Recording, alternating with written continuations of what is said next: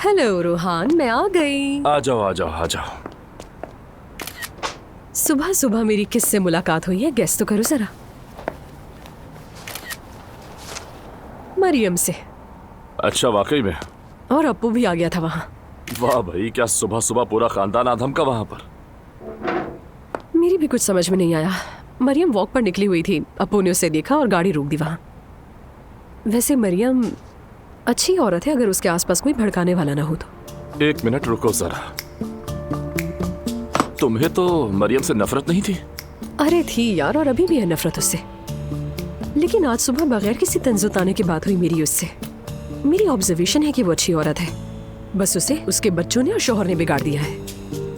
मतलब अगर वो तलाक ले ले तो तुम उसकी दोस्त बन जाओगी?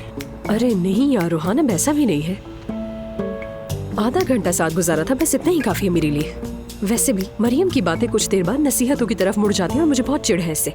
और तुम जानते तो हो कि मैं अपनी भी नहीं सुनती, तो किसी की नसीहतें क्यों सुनूंगी मैं आखिर। अच्छा ये छोड़ो, नूर से तुम्हारी कोई बात हुई क्या? हाँ, नूर से बात हुई थी मेरी बेबी शॉवर पर। कह रही थी फोन करेगी तुम्हें, तलाक हो गई उसकी। क्या? यार तुम पागल हो क्या? मुझे अब तक क्यों नहीं बताया था? यार नूर कितनी शर्मीली है, पता नहीं है क्या तुम्हें उसका? हद करती हो यार एलिफ, तुम भी ना। रुको, मैं अभी नूर को कॉल करता हूँ। मत करना मत करना। क्यों ना करूँ? मैं कह रही हूँ ना, मत करना। तो बताओ मैं क्या करूँ? मुझे तो हम 19वीं सदी के आशिक लग रहे हैं। हाँ तो मेरी जान, तुम्हारा इश्क भी तो उसी खूबसूरती का है ना। और देखो तो क्या कोई अच्छा रोमांटिक नॉवल छप रहा है क्या आजकल? बल्कि जो कुछ भी आज हो रहा है सब कुछ उसी दौर का रिपीटेड वर्जन है। एलिफ पता नहीं तुम क्या बकवास कर रही हो। रुक जाओ यार, कहा तो है कि वो खुद कॉल करेगी तुम्हें। उसके दिल में कुछ चल रहा है, वो अपने दुख से मुकम्मल तौर पर नहीं निकली अभी तक। कितने बेसब्रे हो तुम यार। जब तुम्हें इश्क होगा तो समझ आएगी। तुम्हें कैसे मालूम कि मुझे इश्क नहीं हुआ? एलिफ खबरदार। एलिफ मैं तुम्हें बता रहा हूँ। देखो मैंने तो सिर्फ तुम्हारा चेहरा देखने के लिए कहा था ये।